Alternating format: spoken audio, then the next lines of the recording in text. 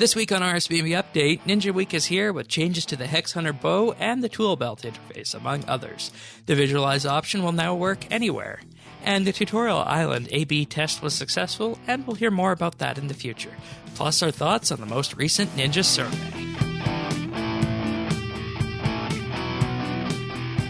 This is RSBANDB Update, episode 665, recorded Thursday, April 5th, 2018. The Skilling Council.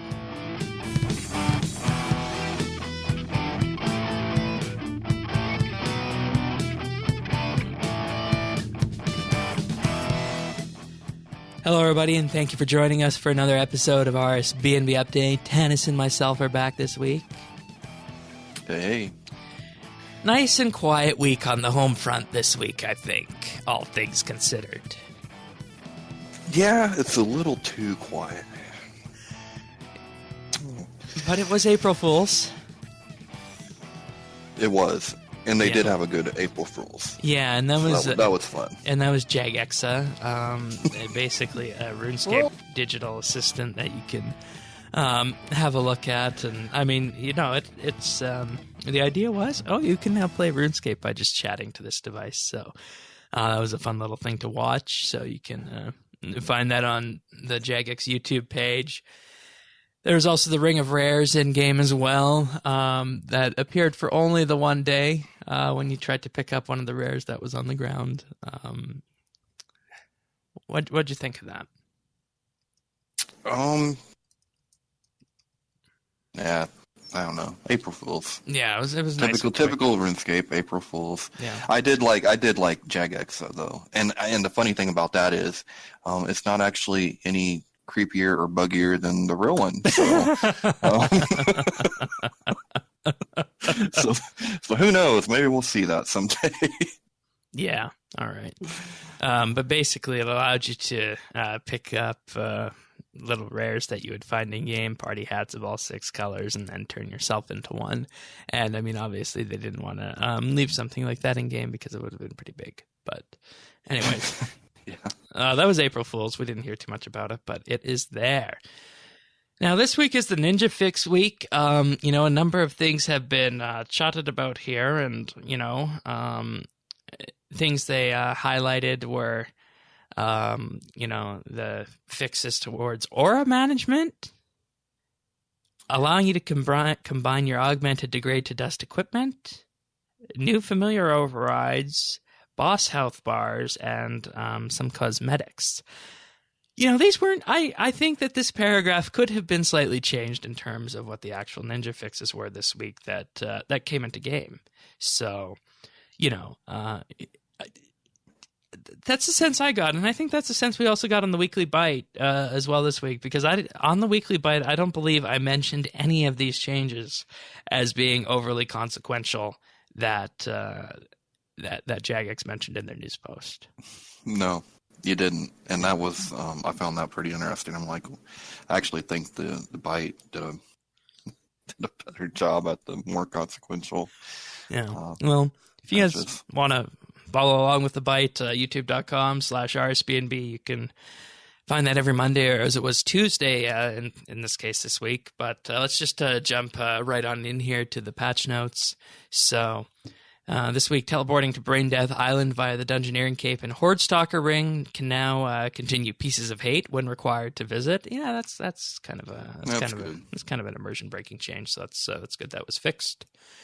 Impied Hood has been corrected to Impied Hood, basically removing the dash in the word Impied on the Master Clue trail. I guess hoods to those guys in Clan Quest who might need some of these hoods if you have a collection of those lying around anywhere. A broadcast has been added when player receives the Vinny pet from the Wisps of the Grove D&D. So I'm guessing this is what Jagex was talking about in regards to boss pets. Yeah, I had to look up what Vinny was. Because I didn't even remember that. Because that little D&D it's just not worth hardly anything. No, and there are no requirements to get to that area aside from needing a fairy ring to get there. So you can conceivably do that at a mid-level farming and hunter level to get that medium lamp worth of XP each week. So I mean, if you're leveling up, that is something that you might end up doing. But I don't see anyone who is high level, factoring that into their routine unless they're already at the Lost Grove. Yeah, maybe in that case. All right. Now you ready for some words work here? Oh boy. You may now use a Soul Talisman, Soul Tiara, Omni Talisman Staff, Soul Talisman Staff, or the Wicked Hood if you've unlocked the Soul Altar on it to open the fountain to access the Soul Altar beneath Menaphos. Lots of Wow. souls. Good job in there, Shane. Yeah. Right? Yeah. All right. That was a big one. A very big one. Now, going back to the first update of the year was the Slayer Stalker creatures. The elite Soul Gazers, and Soul Gazers are the higher leveled Slayer creatures that you can fight. And they did drop that Hexhunter bow. And the general sentiment at the time was that the Hexhunter bow was just not worth it. Yep. Now, with this update, they have increased the damage of the Hexhunter bow from 10% to 12.5% boost. That still feels really small, I think. It does. I hate to be like this, but I think it's too little, too late. Also, the base accuracy of the Hexhunter bow has been increased by 10%. And Elite Soul Gazers will now roll 3 times on the regular loot table, so that's giving them another reason to fight the Soul Gazers. That's good, I guess. Yeah.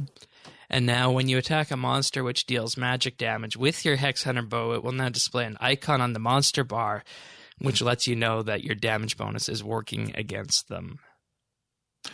That's probably the best little change out of all these, so you have that confirmation that something is working. I don't know. I don't know if that 10% is enough. You got to give people a reason to use this bow over something else. Yeah, and I mean, well, I'm gonna put this 2 ways. I mean, 12.5% damage boost could actually be very big if it's factored in after everything else. Or if it's just a base damage on the bow, then that might be that would be kind of lacking. Because the way damage boosts work is they can be multiplicative or they can be additive, and if they're additive, you add it on early on in the damage calculation. But if you factor in as a multiplication later on in the calculation, you have a more profound impact. So I don't know where this comes in. So this 12.5 boost against magic classed enemies might actually, tip the scales, but at the same time, it's still a tier 80 bow. Yeah, I mean, I think it's it goes back to when we were talking about this. I just don't think what you kill has a high enough. You just don't have a hard time hitting with what you're going to be using this bow on. So, although there is one Slayer creature that this might actually be really useful for, maybe the Camel Warriors. Okay, are they weak against magic? Based. I don't know if they're weak, but they're magic based, right? Isn't that the deal? Oh yeah, against magic classed enemies, right? Okay, yeah. So you would be going strong against them. All right. So they would. Other than that, that might be something to use it for. So they're weak against range, then, is what you're saying. If they're magic based. Yes, they should be. All right. So let's see. So the Camel Warriors, these are the ones that came in that Slayer update, right? Yeah, they're like the little mini, the huge ones. The mini bosses. Yeah, the mini bosses. Okay. Let's see. What are you weak against? And they're probably the easiest of the they're probably the easiest out of the rippers and mammoths and wyverns. They are apparently weak against crush weapons. Yeah, but you can't get too close. Oh, okay. Weak against crush weapons, and they attack with all types. So I don't know if these would count as magic based. Yeah, I guess not. Give me something else that's magic based that you can fight.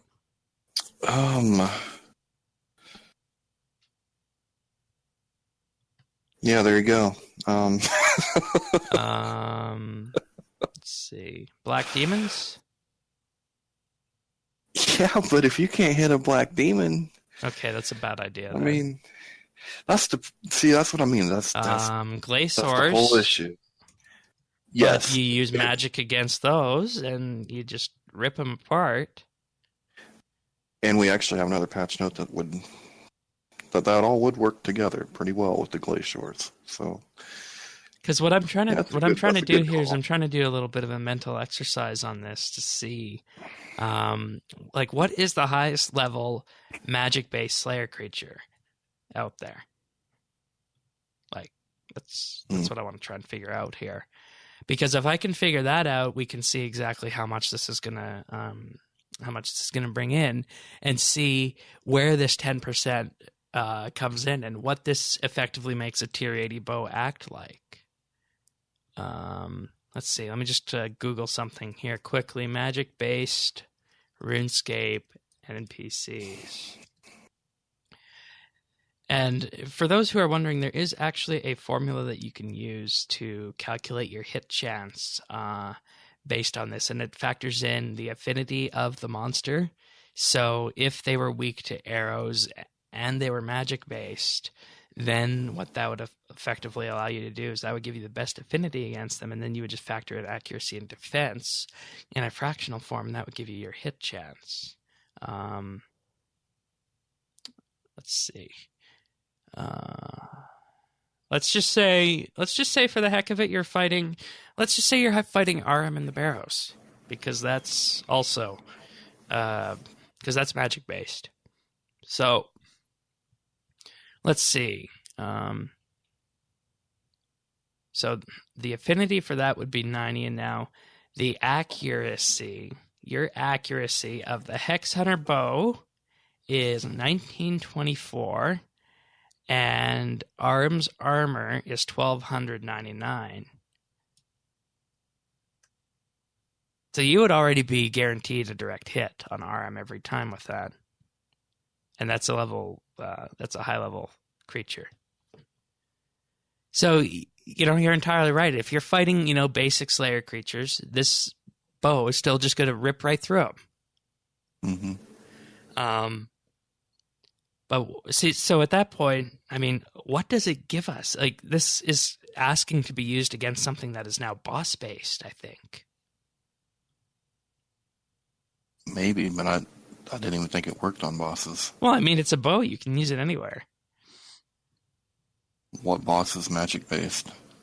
That's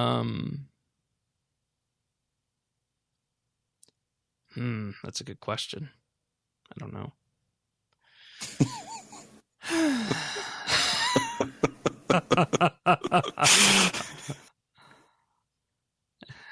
Queen Black Dragon a bit, but once again, no weakness.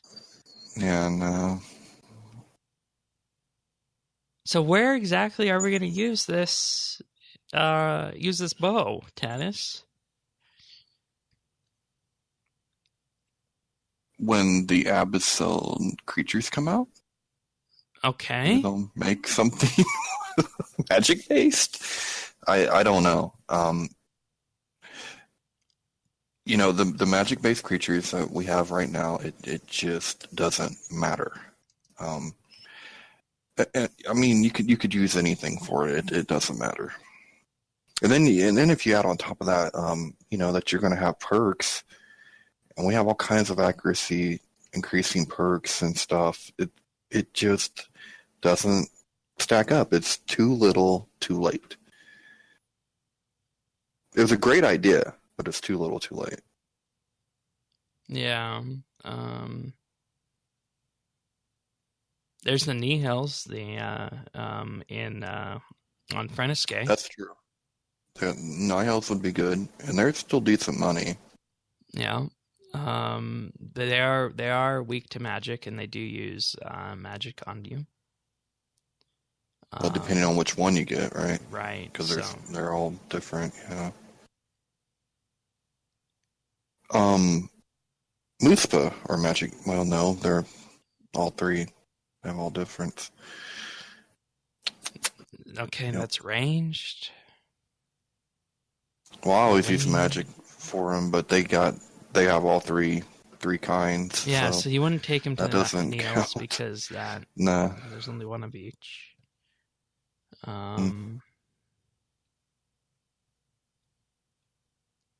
Well, I think you see the problem here.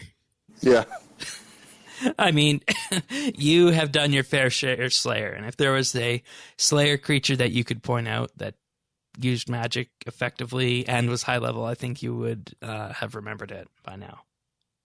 Oh yeah, I mean, and I can think of some magic-based, Slayer creatures. It's just, but they're low level.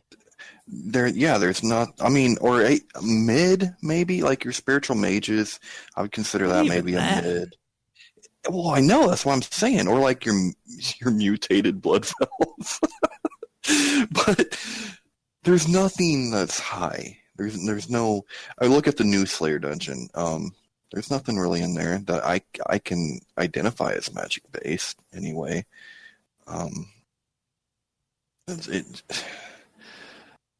There's no use for this bow. Yeah, it's basically just a tier 80 bow, and if you factor in the ability to get an ox bow, for example, you can just get that and have the damage bonuses of a tier 90 bow, and be on the way to being that much more effective. So yeah. And this is the same position we were in when this came out. We didn't know where to use it, and we still don't know where to use it, because all the Slayer creatures that are in game currently that are magic based are mid to high level. There's nothing that is going to be able to benefit from this right now. Yeah. Now, I've never actually done these creatures. Have you done any of the Grove creatures? Are they magic based? That's a good question. I have not done those because I do not have the Slayer level for them. Okay. I mean, I've done them a few times, but I didn't think they were worth it, and I never really went back because they ate me up quite a bit. Ranged. Malie. Yeah. The level 104 ones are magic based with 32,000 life points. So there you go. 32,000 life points. We found one. Weak against arrows, they use magic, so 2765 accuracy on those. Now, defense on those. So if we take that and we calculate our hit chance, our Hexhunter bow has a default accuracy of 1924, and the Vine Crawler at level 104 has 2765 armor. So if we go 1924 into 2765, and we had an affinity 90 on there, we would have a 62% hit chance with this bow by default. So, well, I guess there's one that we found. And you add 10% accuracy to that, you take it up to 72%. So, there's one. There's one. And you get a 12.5% damage boost against these critters, whereas previously, if you weren't using the Hexhunter bow, you would not. So if we take 12.5% and you're using a tier 80 arrow, because that's what it would be. What's the tier 80 arrow called? Remind me. And see, this is the thing. Mm-hmm. We are high leveled. We don't often use the arrows that are in these level range. It's just Araxide arrows if you have a Nox bow. Yeah. Whereas this is Stalker arrows here with a damage of 768 and a base damage of 384. So if we take 768 and add 384 to that, that's 1152. Now, if you take that and multiply it by 12.5%, that takes it up to 1296. Now, the fun mental exercise with this part is to now look up your Nox scythe, right? Because that's what most people do. They just take their scythe in and they just swing it around and kill these creatures, yes? I I did not do well when I did Melee, so but probably. And if we're looking at accuracy for tier 90 weapons, 2011. So, this bow comes in somewhere around, tier 83, tier 84 with this. Yeah. So, I mean, it helps you hit a bit, but at the same time, you're going to be better off just using a higher level bow if you have it. Yeah, for sure. And the higher level bow is going to work in all situations, like that require that style. It doesn't matter if it's magic based, melee based, whatever you're using ranged on, and you pull out your Nox bow. Yeah. But hey, that's something that came out in the survey. Maybe we'll get some weapon diversity in the future, and I hope they use this as a learning experience because it was a good idea, but it hasn't panned out. Definitely. All right. It's now possible for augmented items that degrade to an inert state listed below to reach level 20 by combining them with another copy to recharge them. The following rules will apply. Now, remaining charge of the two will be combined and any excess lost. Perks are retained or transferred, though only one of the copies may have perks when combining. The greatest item XP of the two items is retained, and dyed objects require the non-dyed variant, and the resulting object will remain dyed. So there is that for people who might be trying to combine a dyed item. That's good. Now, these items are the Augmented Ceramic Halberg, Chaps and dyed variants, the Malevolent Cuirass, Greaves and dyed variants, Tectonic Robe Top, Bottom and dyed variants, Refined Anima Core, Bodies and the Legs of Saren, Zaro, Samarak, and Sliske, and the Augmented Superior Tops, Legs, and Weapons of Zuriel, Status, and Vesta, and Morgan. So these are the ones we're talking about here. Relatively high level, and I think that's good to be able to combine these together so that you don't lose the perks and whatnot when they degrade to dust. So it's in effect, creating that sync where people can just buy more to add on to them. So that's fine. Now, yeah, I think that's good. Now on to Tutorial Island. Setting fires on Tutorial Island is now prevented by adjacent blocking. Some blocking tiles have been removed from the survival skills area on Tutorial Island. The mining tutor on Tutorial Island now checks your war and equipment for the bronze dagger you smith for him in case you equip it before the war and equipment interface becomes available. And I think this confirms everything that we were hearing in our discussion that we had about Tutorial Island a few weeks back when it was revealed that that was A/B tested. And Jagex also revealed this week that they did do the A/B testing officially, and the result was that Tutorial Island is better at keeping players around than Ashdale is. Yeah, and they had to admit that they were dead wrong. Like, completely wrong. Like, not even close wrong. And, they said players had been telling them this, except they had no idea to the magnitude of it.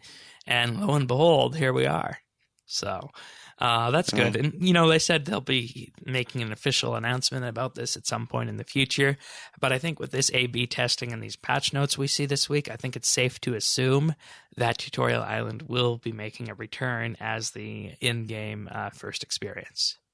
Oh, for sure, without a doubt. And what I thought was so amazing was that it was the new players, like people that have never seen RuneScape before, that was the most effective at keeping them in the game. And then I thought, geez, if that's the most effective was for them, I know it's going to be effective for returning players and stuff. Because like that nostalgia factor with Tutorial Island, that's going to be huge. So good job. Figured it out. I feel like we're on the path where RuneScape is now going where it needs to go, but there are still a couple of things we need to be very cautiously optimistic about and put a good level of thought into. For the most part, I'm sure there's going to be some things we'll come across, here like in a mobile. little bit that, I'm much more optimistic and looking forward to mobile than I once was. And the bank rework. That I just want my placeholders. That's all I want. I don't care. Yes. All right, here's one now for you. The visualize option will now allow you to change your skybox or filter anywhere you like, except for Araxor's Cave. Awesome. That is the hidden accessibility patch of the quarter, I think. Like, it's really good. Because the first thing I did was go to deep sea fishing and checked out all the different filters. There was one didn't work real good. It was a little glitchy, but for the most part, it's all great, and it totally helped out on Fishing Frenzy. So pretty happy about that. Excellent. Like, I'm real happy about that. And there's some really cool shots, like the dusk filter at the deep sea fishing. Oh my god, it's so good. And it just looks beautiful. Like the sun is like setting, and it's you gotta check it out. It's great. Nice. The spin flax spell has been added with a level 81 magic requirement after the completion of Dream Mentor. I could have used this if back in January when I was getting 99 ranged, as we talked about when this was first announced. Perhaps the only one who is near max total level who could still find a use for this. Yeah. Mm-hmm. A permanent grappling hook can now be made with a mithril crossbow, 5 mithril bars, and a mithril grapple, and this can be added to your tool belt. So this is good for those grapple spots that don't have hidey holes. Well, that's totally cool, because I have one sitting in the bank for, like, in case a quest happens to need it, but I never have them, you never travel with them, so I just never use those shortcuts. Yeah. So this is cool. Agree. An auto-extend aura with Viswax feature has been added to the aura management interface. I'm not sure that I want my Viswax being automatically spent. Yeah, I don't. It's an option, so that's fine, but we need to get real specific on where this is and how you have it on and off, because some people are probably going to lose some wax over that. Yeah, they don't have that definitely down. And it's not cheap. So. Oh, no. Now, moving on from that, a message will now display when an aura has come off cooldown. Toggle has been added to the aura management interface. So basically, if it comes off cooldown, you can now get a message when it's ready for that. King Black Dragon and Giant Mole now have boss health bars during their encounters, and the Giant Mole health bar will display after its tutorial has been completed. This goes back within the old, boss tutorial method that they wanted to do with people with the Giant Mole, and I think it's good that they're adding this level of consistency to it. So, yeah. The Kingdom of Miscellania will now provide additional resources at midnight game time instead of 24 hours since your last collection. That's good. Yeah, it's just good to get everything on, one schedule here. So. Yep. The skill guide will now display skill cape perks in the 99 section of that skill.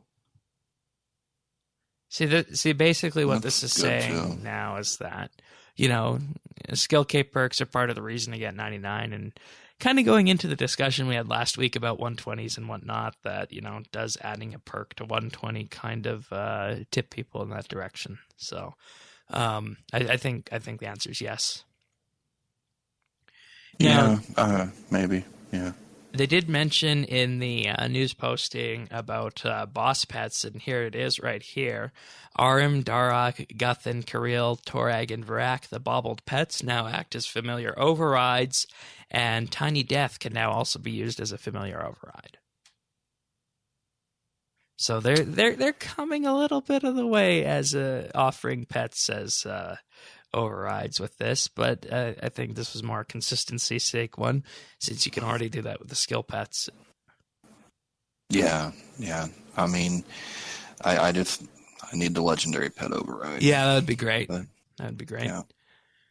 The Toolbelt interface has been updated and reworked, and the main focus of the update is to provide more useful information to the player, as well as to better future-proof the Toolbelt for additional items going forward. That's good. I like future-proofing. I always found the Toolbelt as an update, as an interface that was a little bit convoluted to use. It is, yeah. Because it was in this, kind of like an iTunes-y cover flow kind of interface where you had to press the buttons to the left and the right to figure out what the tools were, and then you had to click a different section up at the top to change the page entirely with that. Whereas now I always found it hard. You are presented with the tool belt. You have a number of how many items are in the tool belt, and then you're able to access the settings for the herbicide, the charming imp, and all those other things with a cog interface. And you're able to just scroll through it as if it was a standard page, so you don't need to, change pages and whatnot for it. And the items that are not in your tool belt currently are just grayed out. So there's always hope for clunky UI. Yeah, I think so. I think this was a good UI update. I have not, of course, filled in the Slayer tool belt items because I haven't done Slayer and added the points to them. So, but it's all right. You will. Overall, it's a nice UI. So.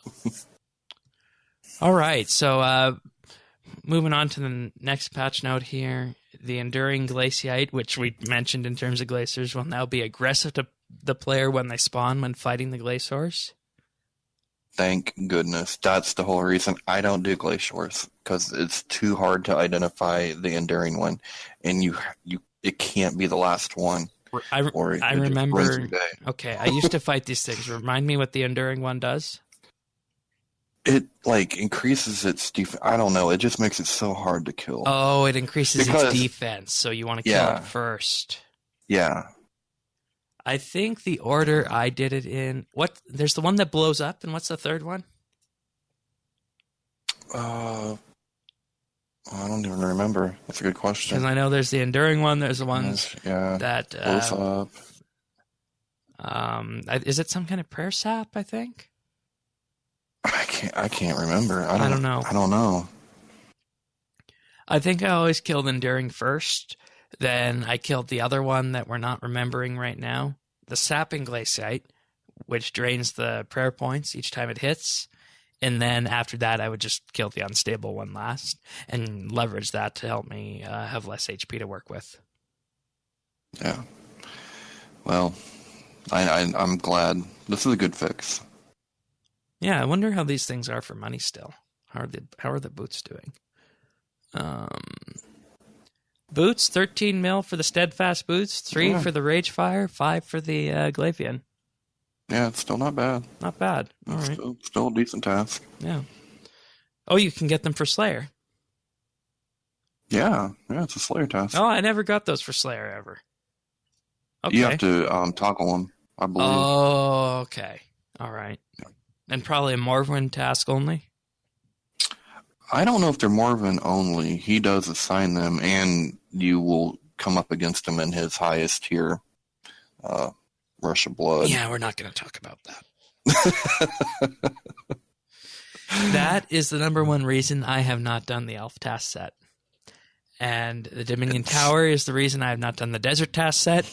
And the Temple Trekking Idiots is the reason I have not finished the Mauritania task set. Yeah, I haven't finished that one because of those either. No. Yeah. Rush of Blood is hard. It's really hard. Yeah, I think you only need to complete silver though for the tasks. So yeah, I mean, I don't know I what did that is. But it's the time limit that makes it so difficult. At least for me. Yeah, I hate time things in game.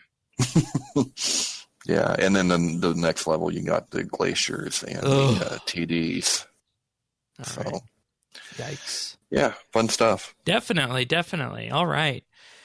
So, in addition to that, this week we did have the month ahead live stream Q&A. That was this week. It was just Mod Osborne and Mod Ryan, and it was a more intimate setting. I enjoyed having a limited panel on this stream compared to normal. What'd you think?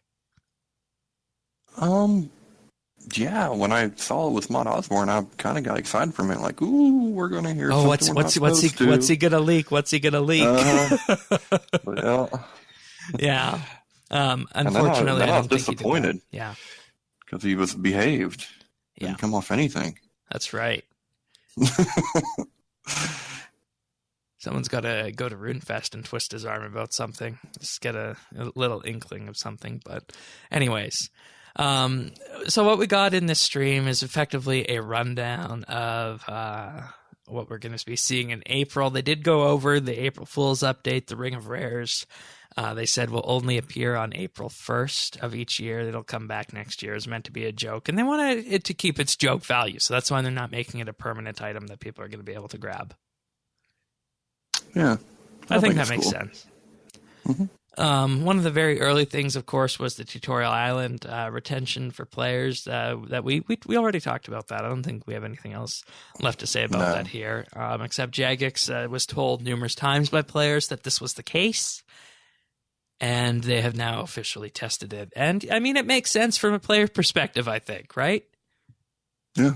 Because we did Ashdale, and Ashdale was, I mean, okay, but I remember playing through the quest about Ashdale, and it was just kind of So Ashdale was almost too advanced, I feel like. Tutorial Island's it's just right. They also did address the controversy regarding the Easter update. And they said the reason they did this as it was is that they pulled the idea of less temporary content versus full content, and that factored into this year's Easter decision. They're going to look at Easter next year and potentially doing something permanent. Christmas and Halloween this year, though, will be happening as usual. They will be doing something mini quest related rather than a repeatable Okay, I'm just got the video up in the background, and they got to the point where they showed Shawnee's baby scan, and they photoshopped it to have the Gobi in it. So that just drew my eye away as we were talking about that. Yeah, it's pretty funny.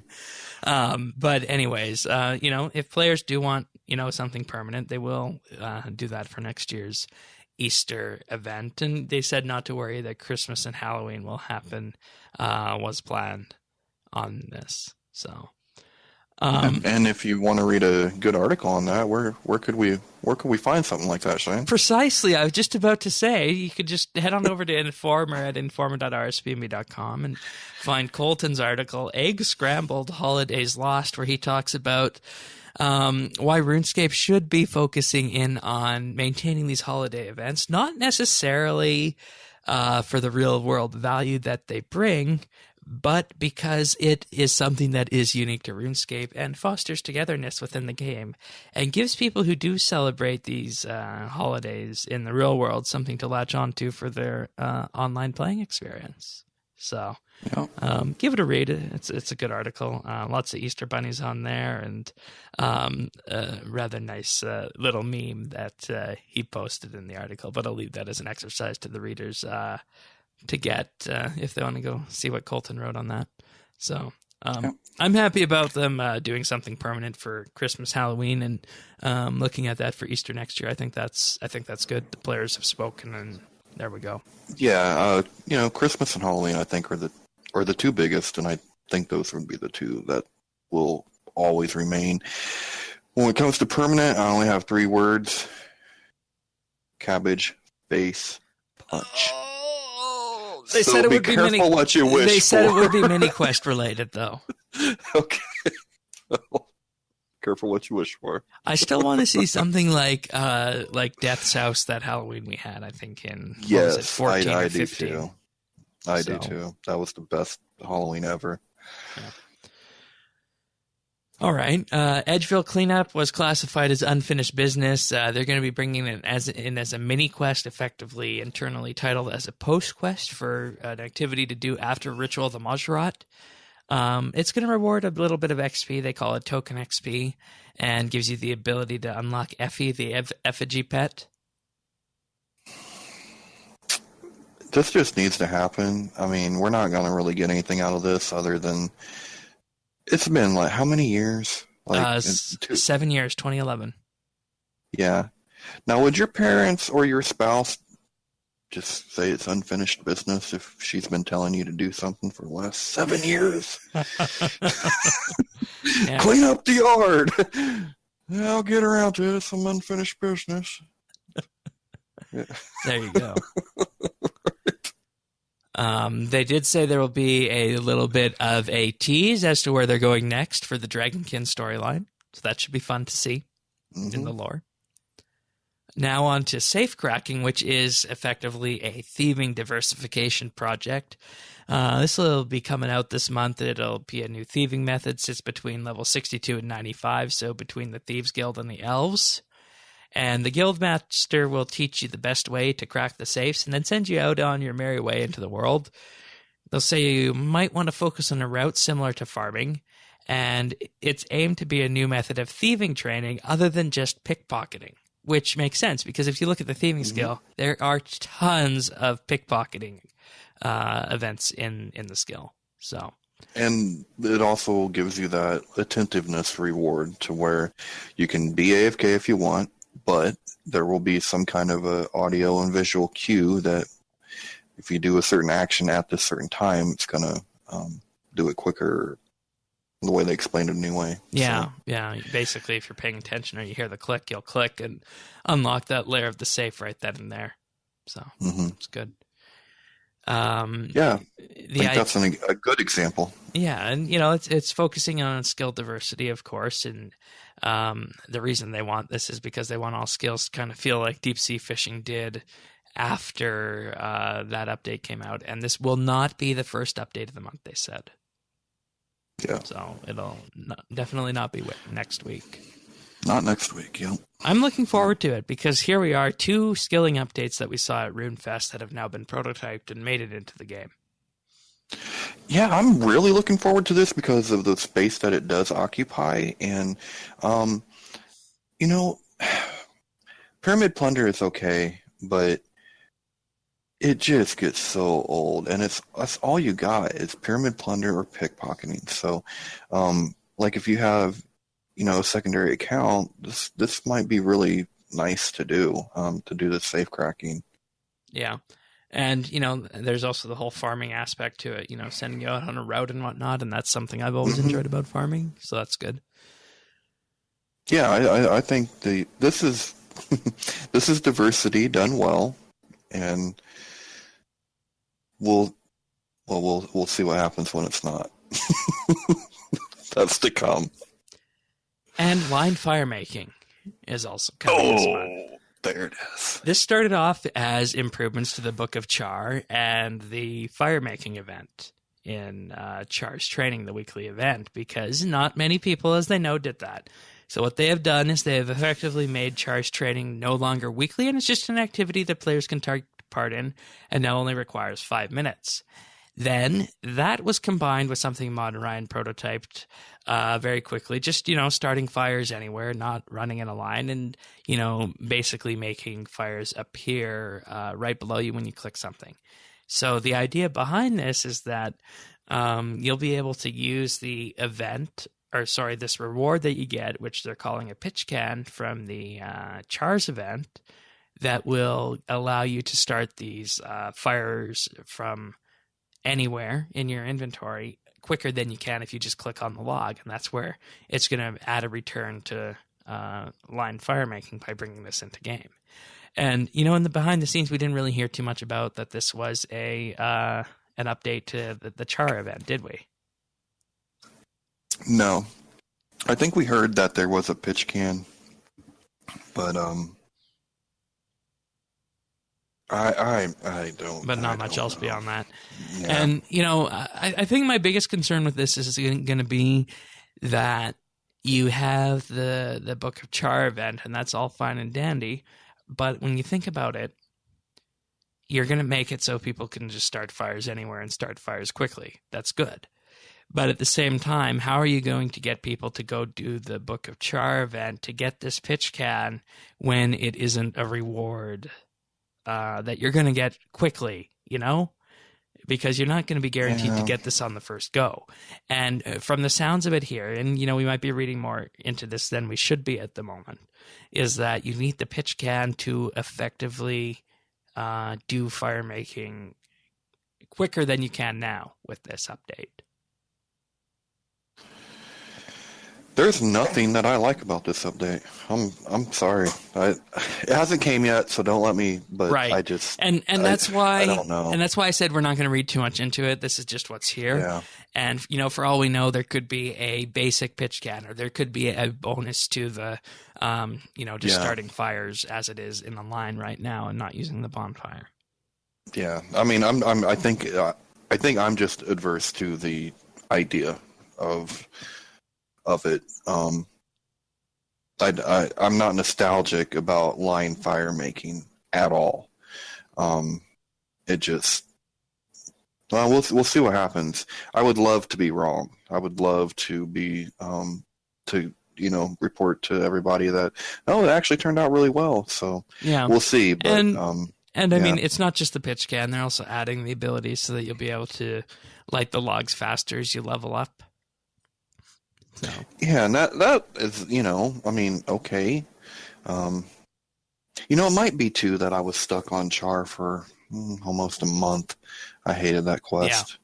Yeah. I hated that quest, and I hated her. And even for us, these quests, the Char quest was not, one of those high tier quests. It was just something that was there, and it was a Pleasant Zaros reference at the end. But yeah, beyond that, not too much. And we're gonna wait and pass judgment on all these when they finally arrive. And I think that's.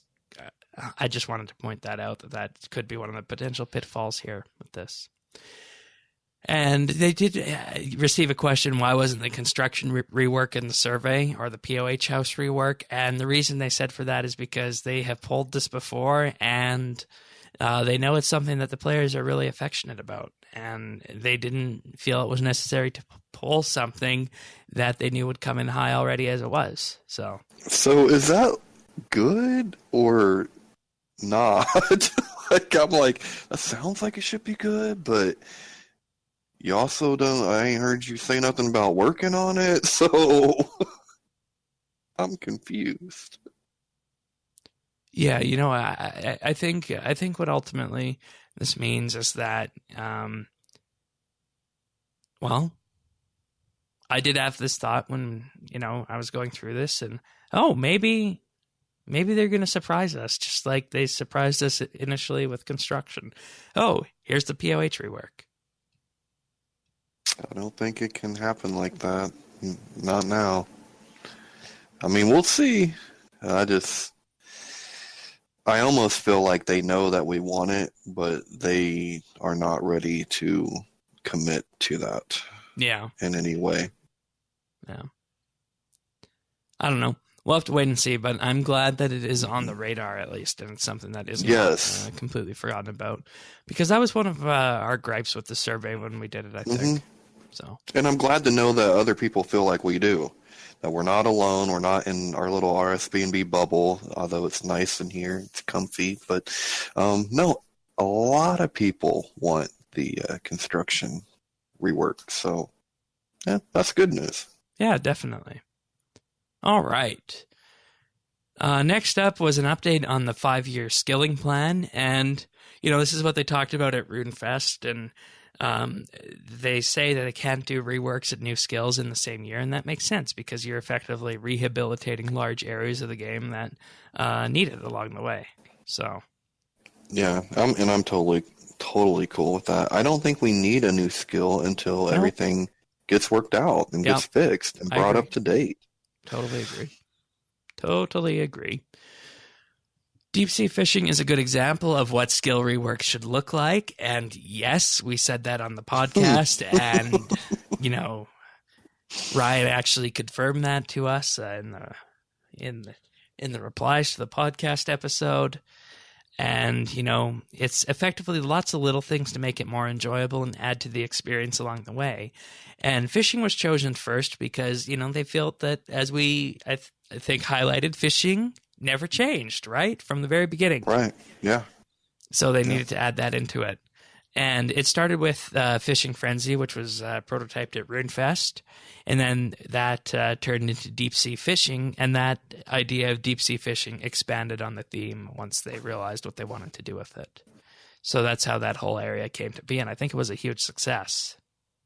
Yeah, I'm still amazed. I mean, I'm still amazed that the update nobody really knew they wanted could turn out so good and be that template for skills moving forward. So just did it out of the park on that. In general, they aim to add diversity to skills but preserve the essence. And the key example for this is don't let rune crafting become the rune span. And they said, they had to wonder what Jagex was thinking back in 2012 when RuneSpan came into existence. I know what the players are thinking. Oh, I know. Oh, thank goodness we don't have to do rune crafting anymore. And then, of course, that led to rune value improvements, and we're in a good place right now with that diversity there. You can go craft natures, or you can go AFK at RuneSpan, or AFK at the Soul Altar, which is what I did. And that Soul Altar encouraged me to get 99. Yeah. And they are still focused and want to remove and replace skilling drops from combat drop tables. Yay! And the example given here is that you should be able to earn more in an hour cutting magic logs than fighting something that drops magic logs. Oh, that's like it's like they're preaching. They're preaching to the choir. That is the update that at least here that we want for so long, but it just seems really elusive. So that's good. They want to. It's not going to happen overnight, but I'm so glad to hear the direction we're going. Like that is what we wanted. They also want to find a place for skills to make money, and the right places for skills to make lots of money when they entail a lot of work. And I think we're seeing this in the prototype for the mining and smithing beta with the pieces of armor that we'll be able to sell. That's take however much time we calculated to build an entire place. Oh yeah, a lot. But he said a lot of time. Hopefully will be a lot of money. And I think that's exactly right. It's exactly the way it should be, and it just brings some plurality back to the game, some balance, and I like that. If we can't have Guthix, at least we can have his philosophy, right? Bring some balance back. They also want to make skill milestones more important, make them more meaningful, and the example that they give here is that Herblore has extremes and overloads, that skill should have something like that, either tradable or untradeable, like extremes and overloads, so that's good. Yeah, we've been talking about that too. It's almost like someone's listening. The construction would be a candidate for this, adding more to the skill instead of the standard build and remove mechanic that we have in the POH currently. That's good. Maybe in a rework? Yeah, potentially. Potentially. They also say that you can chat with Timbo on Twitter, Jagex Timbo, and Ryan himself, Jagex Ryan. And Mod Ryan is going to make a post at some point about the Skilling Council. Okay. And that's something we haven't heard before. No. We've always had, the Combat Council, but now we're going to have a Skilling Council. Yeah, and I think on the episode following the Mining and Smithing beta, Sirion actually suggested the idea of a Skilling Council. So, awesome. It's nice to see these things we suggest on the podcast coming into light, even if they're not our own suggestions that are making their way into their ears with this. But, a Skilling Council has been long needed, so that's good. Oh, yeah. Well, because at the end of the day, we're just giving our input to help the game become better. Like, I don't think any of us really care how that happens or who gets the credit. We love the game and want the game to be as good as it can be. Yep, that's right. And finally, they have released the URL for the farming Discord, which you can find in the show notes at update.rsbnb.com for the farming update. And also the general RuneScape Discord apparently also exists. Discord.gg/rs. I did not know we had such a thing. Yeah, neither did I. And there's so many messages in here, and I figure I am going to take one for the team and join this Discord and just keep an eye on it just in case, because these things move so fast and there's so much spam and whatnot that you kind of gotta kind of filter the notifications on these things when they're being talked about. So yeah, that's for sure. But as I said, the Discord link for the farming one can be found in the show notes. Okay, now Ninja Fixes survey number 2, polling update here. All the questions here require 75% yes to pass, and a good chunk of them actually got no, believe it or not, which surprised me. So let's begin with that right now. So this survey is running in game right now as we are recording this. I think it runs for a week, so you should have it until Tuesday if you're listening.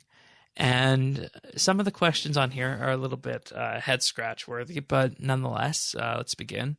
Should we add an all-in-one God Wars Soul Stone for the 4 God Wars generals? 86% yes, 13% no.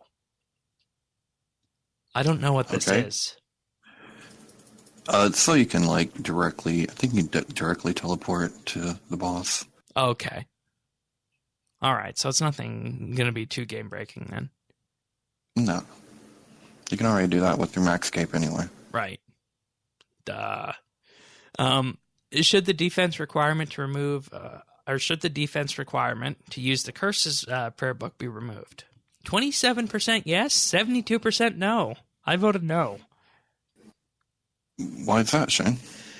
Well, I mean, it comes from back in the day, the discussion about peers and whatnot, and there was so much discussion early on in RuneScape's history about should someone be able to effectively have 0 defense and still get all the benefits along the way, and I was long a proponent that no, you're hurting yourself. There should be defense requirements to some of these, so here we are. See, I'd probably come down on the other side of that, just because I don't think defense and prayer necessarily should be tied together. Seems like it would be different, different things. So you'd be a yes on that? Yeah, it would be a yes. All right. Now here's one that is purely cosmetic. Should we graphically update the Dagonoth King boss pets to match the model of their larger counterparts? 77% yes, 22% no. Yeah, you need consistency. Yeah, you can go either way you want on this, but I think it makes sense to have them look the same.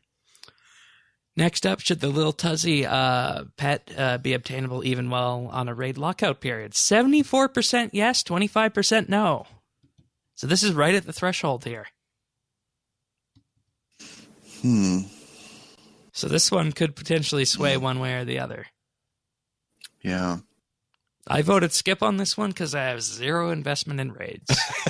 I think that's what I would have to do. Yeah. All right, now here's some interesting philosophical ones. Should we remove the level 120 Slayer broadcast from all worlds except the one it was gained on? 42% say yes, 57% no. Why would they want that removed? Are they going to remove any of the other 120 broadcast? See, the thing is that I think that because they're actual levels, they kind of fit in the category of 99s now, and those are only broadcast to a world. But all the other 104s are broadcast. Like the one, when you get 120 and anything. They're global? I see them all the time. I don't know if they're global. I think they're specific to your world. Oh, are they? That's the sense I got. All right. Well, whatever it is what it probably should be. Once again, consistency. And that's the way these are going right now. They are staying the way they are. 42% yes for Slayer and 46% yes for Invention. So those are not passing. Okay. Now, should we change the Master Quest cape so that it broadcasts across all worlds? 71% yes, 28% no. Oh, no, definitely. That is I had a trimmed comp tell me that a Master Quest cape can take longer than trimmed. And it can be more difficult in some ways. Like, they told me that out of their mouth. I know that's anecdotal, but it's a serious cape. Like, it is not easy to get. Yeah. Also, the 120 Invention and Slayer broadcasts are now all worlds right now today. Oh, okay.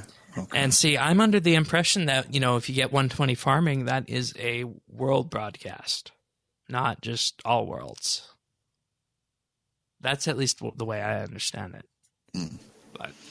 And yeah, totally agree on the Master Quest cape one, because like you said, there are some requirements in there that are worse than trimmed comp. And it's basically another version of the comp cape, and those are broadcast worldwide, so why not have this one broadcast worldwide? Yeah, no, I think 100% it should be, and it's supposed to be like a partner in these extremely high level achievement capes, right? Your trimmed, your comp, and your Master Quest. Those, and even your max, to a certain extent, like those, it should be worldwide. Just universal. Yeah. And that's not even passing right now. That's 71% yes. And I wonder if that's just because the popularity of the cape. I mean, you have to really be dedicated. Like, it really is a tough one to have. Oh yeah. 117 dungeoneering. Yeah. And bosses. Yeah. Yeah. And we had discussions in the past if that should be changed and whatnot, but I mean, that's neither here nor there right now, so it's really involved. Next up, should we add a friends-only broadcast when completing the Slayer Codex? 73% yes, 26% no, so that won't be happening. Okay. What do you think? Yes, no, maybe so? For your friends? Yeah. Yeah, I voted yes on that one. Yeah, I mean, broadcasts don't really bother me one way or another, so I always would venture towards yes, unless it's just, completely spam worthy. Yeah. But that's pretty rare too. I mean, people aren't doing it like all the time, Should portable locations show the display name of the person who placed it? No. 66% yes, 33% no. Because... Why yes?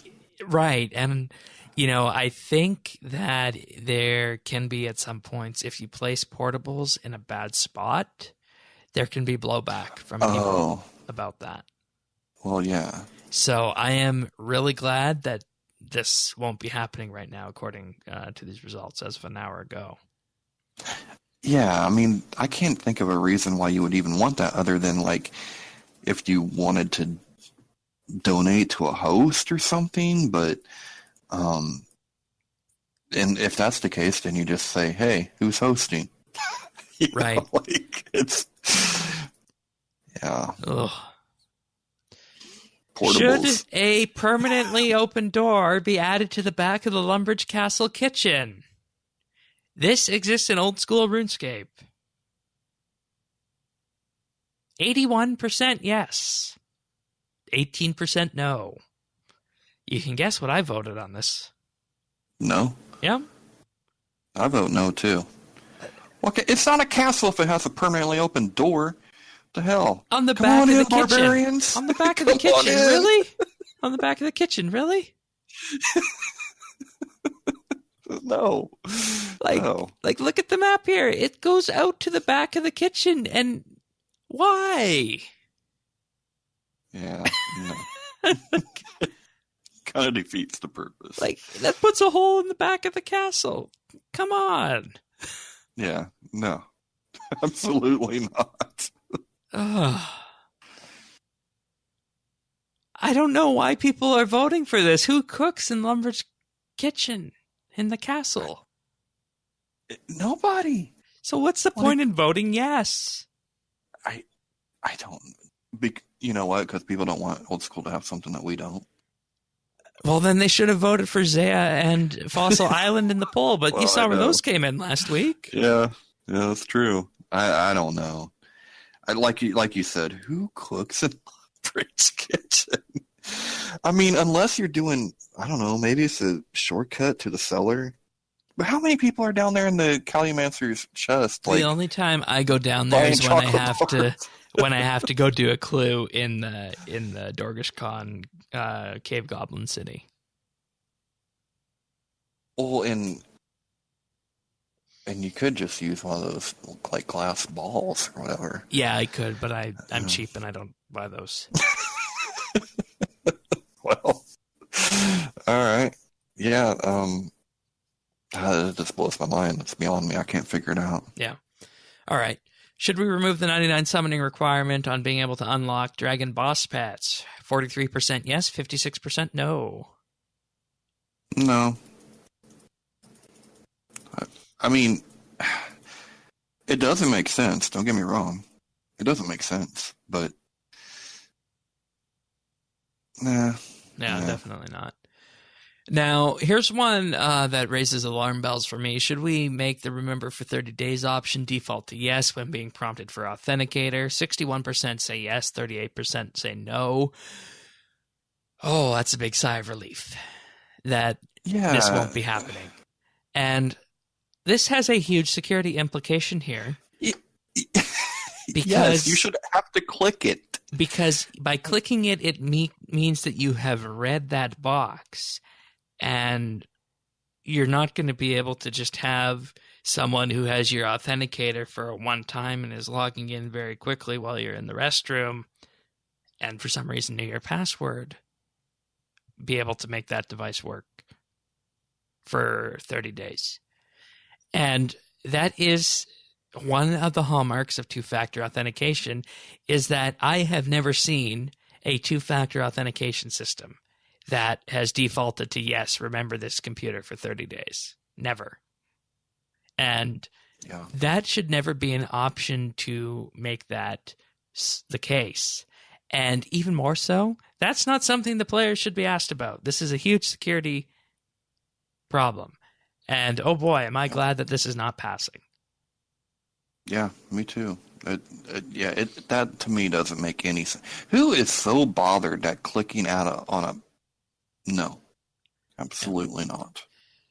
Should we make it so that players on your in-game ignore list are unable to view your online status? 94% yes, 5% no. Yes.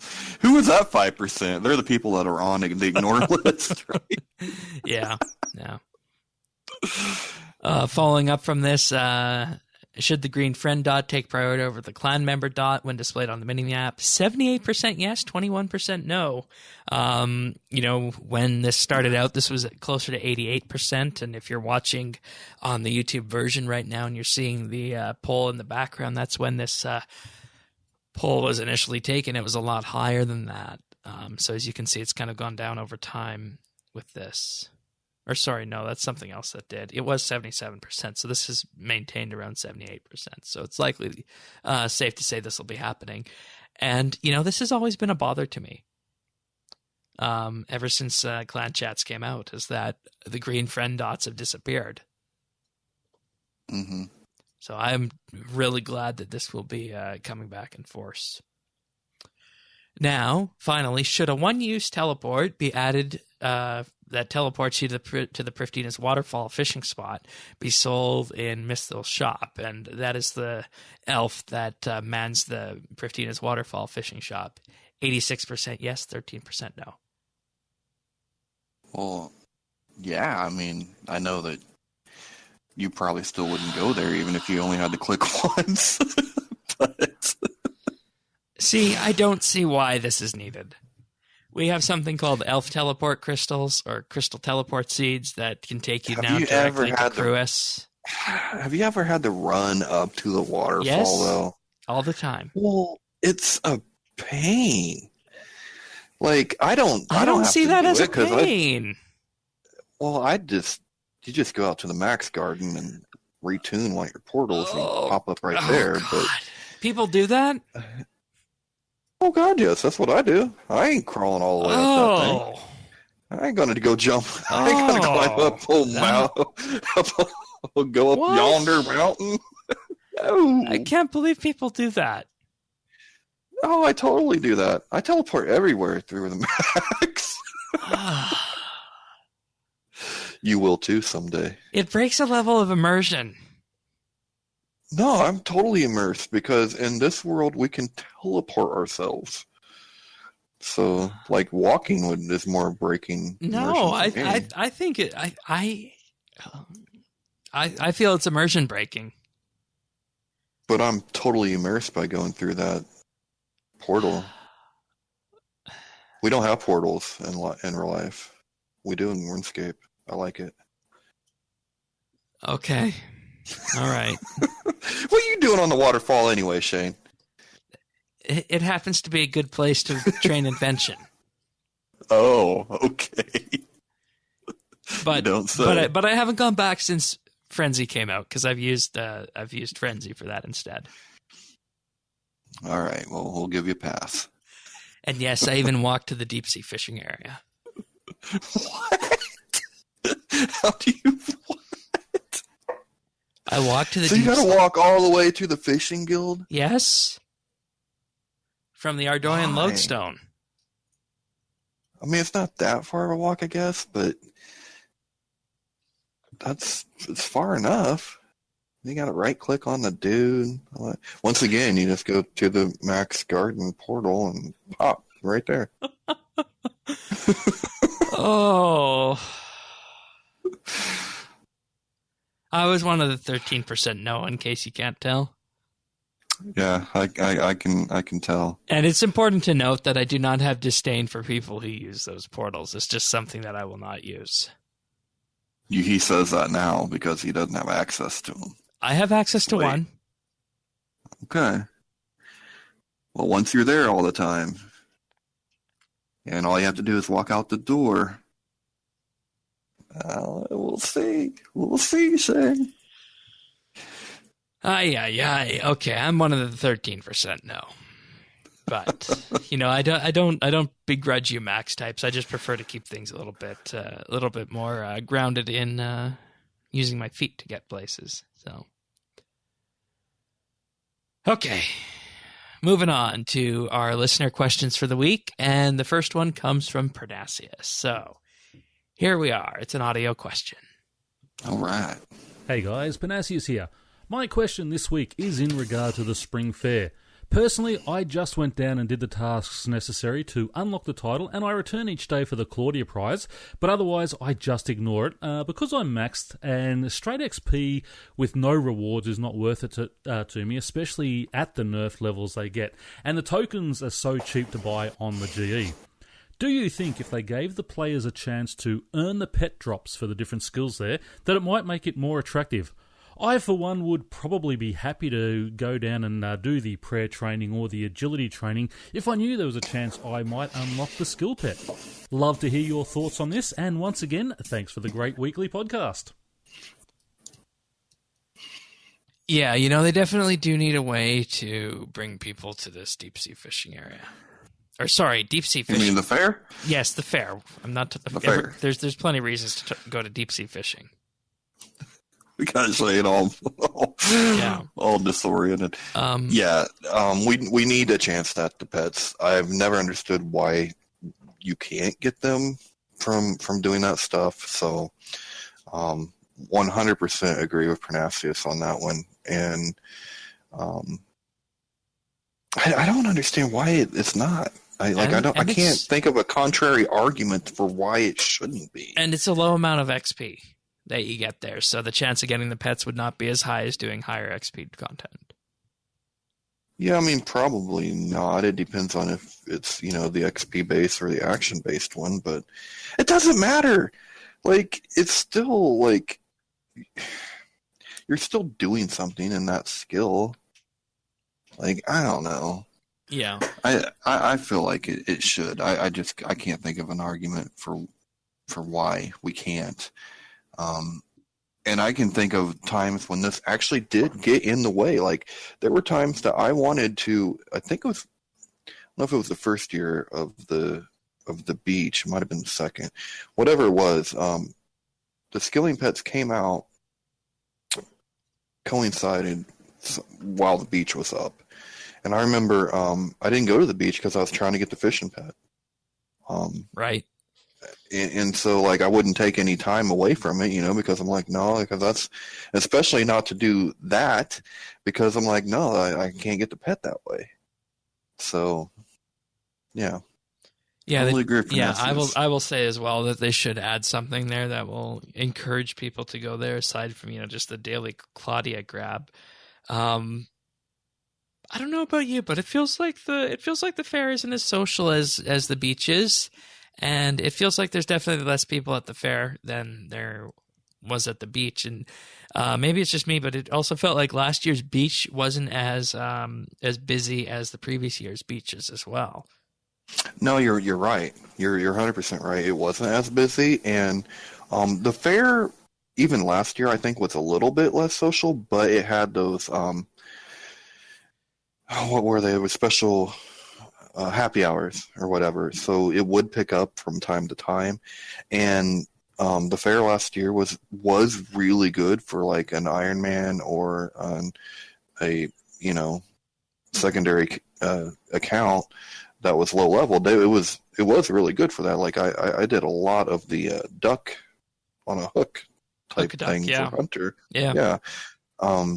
But it's never, I don't think it's ever been as populated as the beach. But then again, maybe we're getting used to that now, and maybe maybe we're just kind of getting used to, maybe these are where the world events kind of got to by the time it came around the Tuska, where we're like, nah. Maybe. Nah. In regards to happy hours, those still happen, and they're not token or ice cream based this year. But what they are now is on Worlds 82, 83, 84, 85, and 88 at between 1 and 2 a.m. game time, 9 and 10 a.m. game time, 2 p.m. and 3 p.m. game time, and 9 p.m. and 10 p.m. game time. So that's 4 times a day. It just happens there, and you get increased XP drops.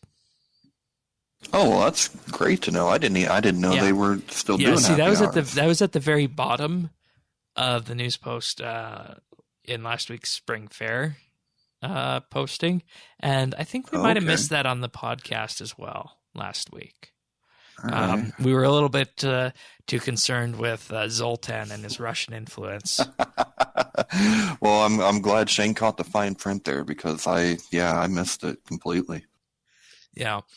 And I mean, that's 4 hours out of 24, and chances are you're only going to be, able to play for 1, maybe 2 of these periods. So, I mean, you kind of have to weigh if it's a good compromise. I don't know if it is,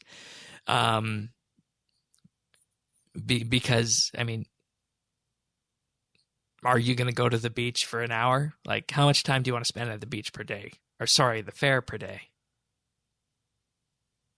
I think that's the question to ask, is how much time per day do you want to spend at the fair? Yep. And if it's an hour, then the happy hour works. If it's not an hour, then the happy hour does not work. So. And still that's still an XP based incentive, and for someone like Pernasius, that's not an incentive. So that's why it does need to have that pet chance. Right, because there is so much better XP that you can get elsewhere. So, yep. And I mean, if I remember the pet formulae correctly, it's not based on actions. It's based on the amount of XP that you get for some of these skills. So I don't see that this being a very repetitive event, that this would, reward too many pets. So... Pets are stupidly rare anyway, so I don't think there's any worry, of that.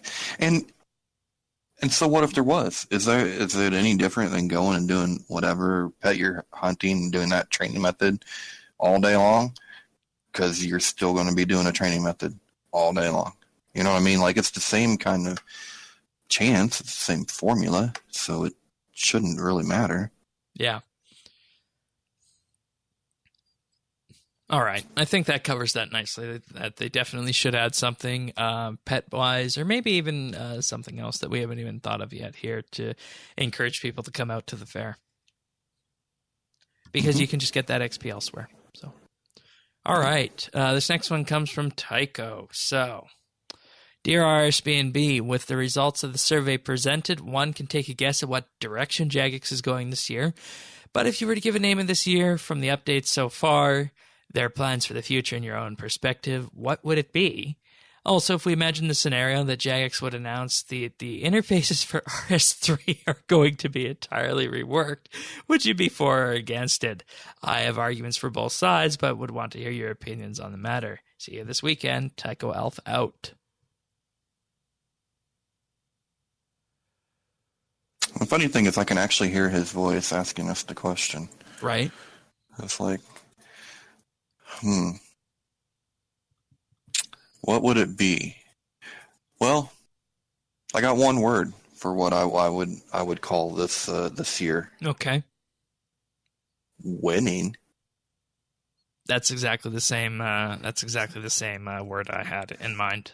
2018, the year of winning. Jagex learns how to win. Yep. And I mean, we've only had one quarter so far, and we could be entirely wrong. The second quarter could be garbage. The third quarter could be garbage. The fourth quarter could be garbage. And but we're starting so much stronger. 3 out of 12 months is a very limited focus to say this, and I'm going to say with the caveat that if the current trend continues that we are on, Jagex learns how to win would be the title for 2018. Yep. They're your title. I totally agree, and I think, for one, we're starting off so much stronger than we have in years past, and we know some of the things that are supposed to be coming, and what I think they've done, what they have been able to do is prove that they can take the time to follow through and actually have an update be good at launch. And that's what we needed more than anything. So I would see no reason for that not to continue when they've done so well so far. Yep, that makes sense. I can't really think of anything else that would be a good title, so let's just run with that. Yeah. RS3 interfaces. We might have different views on this one. You know, I am of the point that the new interface system that we got with RS3 is good in theory, but two things need to be done with it to make it better for everyone. First thing that needs to be done with it, actually three things. The first thing that needs to be done with it is that there needs to be a new set of defaults. You know, the RS3 default or whatever needs to be updated, and the ribbon bar down at the bottom needs to be expanded on to look more, to provide more interfaces available with one click than we currently have right now. Because as it is, if you open up the RS3 default loadout, you get the standard minimalist ribbon bar down there. And from that, there's no way to easily get to what your character is wearing unless you start mousing over things and you look at the tooltips and you see worn equipment. So I would say that those kind of UIs, like your backpack, your skills, the quest list, the achievements, the worn equipment and whatnot, those need to be made easier to find. And that could be done through the ribbon. It could be. Now, the second thing Jagex needs to do is if you take a look at the top UIs like social, hero, your achievements, or power, or I guess it's not achievements, it's adventures that has the quest list in it and whatnot and all the trim comps and, if you take a look at those interfaces, including the powers one, which has all the combat spells in it, the combat settings, or the social window, which has the polling center or the chat and availability to pull out your clan tabs and all that kind of stuff. Those top level interfaces need to be reworked to be a little bit more intuitive, because you can click on one of those, but you click on something that is an icon, it opens something up. It says hero at the top, but it doesn't immediately register what is in those interfaces in the Heroes tab right now. I've been using the RS3 interface since it came out with RS3 in the summer of 2013. I still cannot tell you what happens when I click the Hero tab. It's just not memorable. Like, can you, Tanis, tell us what's in the Hero tab right now? I mean, I know there's an overview of my stats and my total levels. No, the quests are in the Adventures tab. Oh, hero. Oh, I know. Your message, because I change that all the time. Okay. Yeah. Well, there's one. And see, the reason you remember your message is because that is on the front page right there. That one's right when you open that up.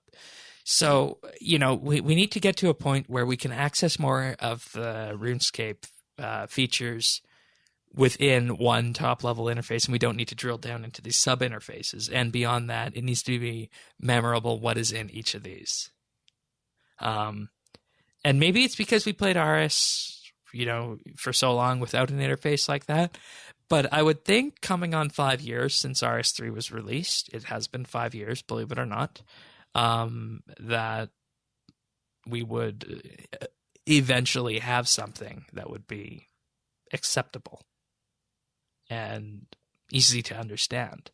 But I can't remember that UI as it is right now. So that's issue number 2. The third issue I have with the current interface is that it is extremely picky if you change screen resolutions. So, for example, if I am playing full screen on a 1080p screen, which I do sometimes when I do quests, and, I'm on the gaming computer that I know can run everything at upwards of 100 FPS and I don't need to worry about frame drops, I'll do it there. But at the same time, if I want to take my RuneScape interface and go full screen on the iMac, which is effectively a 2560 by 1440 screen resolution, everything is messed up in terms of its positioning. And following from that, the snapping or gravity of all the various panels seems to be ignored or random at some point. So this is a very hard problem to solve from an interface designer's perspective and from a programming perspective. It's how do you, keep up with different screen sizes and whatnot. So I can kind of forgive them for that one, but that's also something that annoys me. And the fourth thing while we're on this, and, I'll just give this a mention here, and I think we'll be getting it at some point, due to mobile, is UI scaling and font scaling. Yeah. But, Amen. Beyond all those things, they would be best if they were ever going to do one of these UI reworks to do it with internal focus groups and hire an actual user experience designer. Because I think based on the interfaces we've looked at before, like the bank rework interface, that whole discussion that Sirian and I had on that episode, is that it feels like we are entirely lacking a user experience expert when it comes to these top-level interfaces. So if they could do it with a user experience expert, use internal testing, and, not necessarily cave into what the players want all the way, I think it would be a safe thing to do. But beyond that, I don't think it's something that should just be pulled by the players and ask the players, hey, you guys want an interface rework? If they asked the players if they wanted an interface rework and then just started working on it without providing any information or providing any more, user interface experts, that would be deeply concerning to me.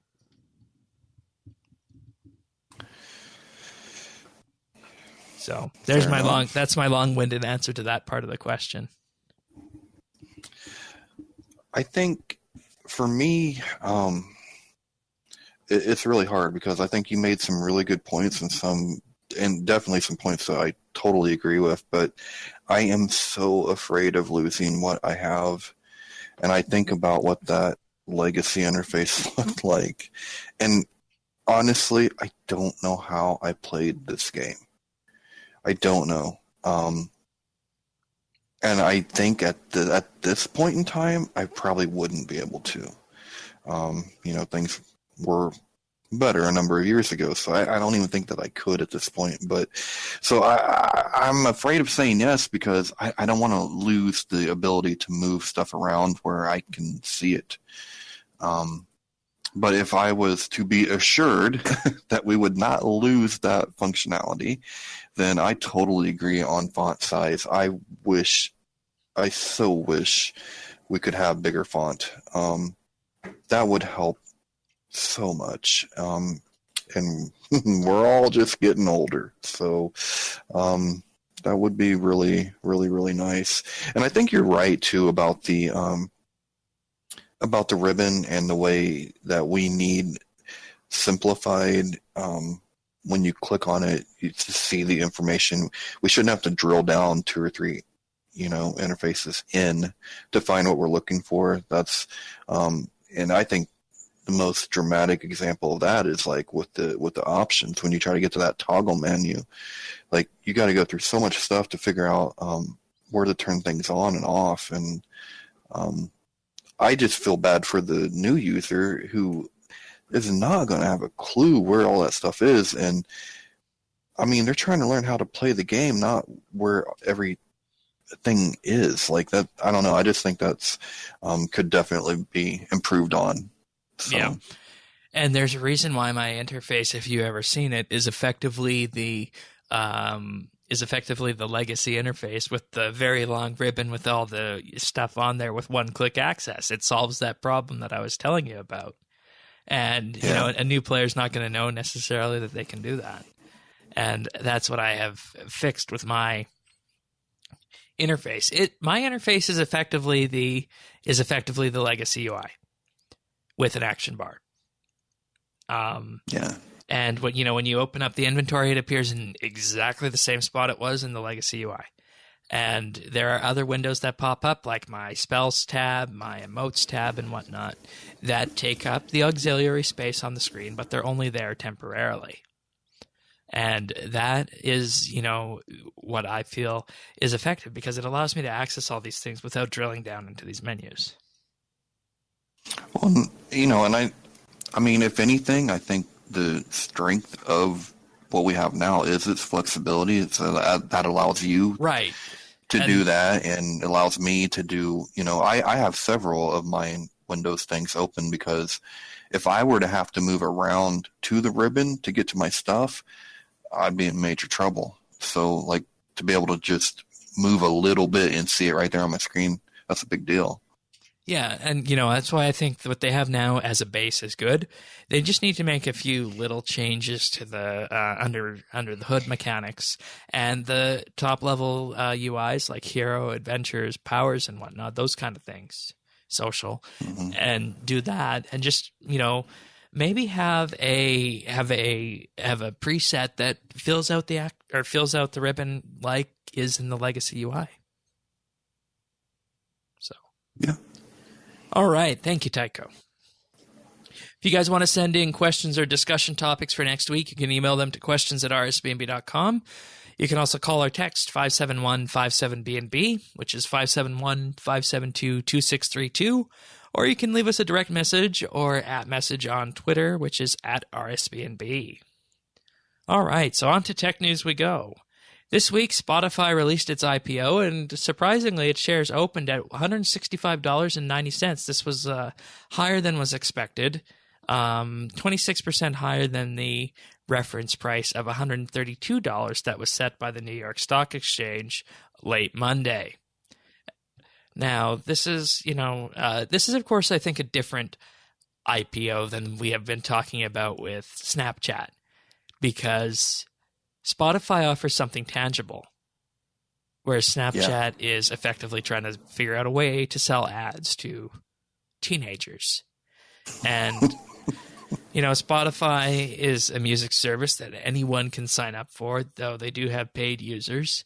And, they are a company that goes across the entirety of the world.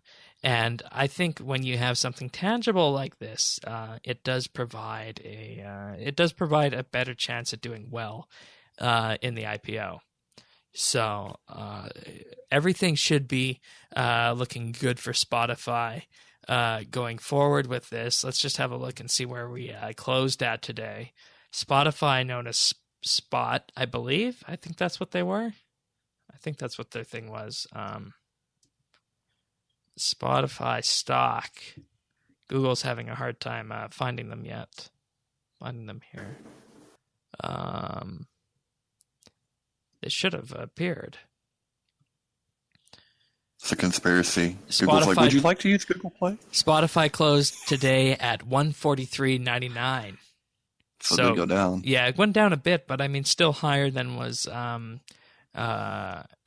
pictured for their initial IPO. So that's decent. Also, Spotify users 71 million as of December 31st, 2017. 71 million active subscribers, believe it or not. That's pretty good, with 157 million total users. Yeah, I think Spotify will probably do pretty well because it does, and it has a few functions that other music streaming sites don't. And it also, I mean, once again, just anecdotal, but everyone I know listens to Spotify. Yeah, definitely. So, and when it comes down to it, they're not going to be a Snapchat, and you have to look also in the arena as to who Spotify is competing against. Spotify is effectively competing in this arena against Google, against Apple, and Spotify is doing extremely well with 157 million users. And when you think about it, Spotify has to have that extra work because people actually have to download the app. Whereas, if you are running iOS or a Mac, you have Android built, or you have Apple Music built right in. And if you're on an Android device, you end up having Google Play Music right there as well. So, yeah, but can you make your own playlist on Apple Music? Nope. Oh, that's like a radio. No, yeah, definitely. Really? You can make your own playlists on Apple Music. It's effectively the same thing as Spotify. You can add whatever you want to your playlist, and then they update directly through all your devices. And, if you're an iOS user or a Mac user, Apple Music is going to provide you the best integration. But I think many people, even who use iOS, do end up using Spotify. So... Yeah, I mean, well, because you can also, if you're friends with somebody, you can share playlists. Yep. And hook into social media and stuff if that's your kind of thing. Yeah, you can do that. Yeah. Hey, maybe now they'll have enough money that they can pay poor little Taylor Swift. I thought she was on there. Well, didn't she have like a whole I'm going to sue you for not paying me enough. And that's another thing as well. And apparently the artists don't get paid well from companies like Spotify. So, yeah. Though I don't know what the exact numbers are, so I can't really comment much on that right now. But I have no idea. But 165 with an opening of 130, that's pretty good. That's pretty good. Okay. So, speaking of social media, Facebook is back this week. Back again.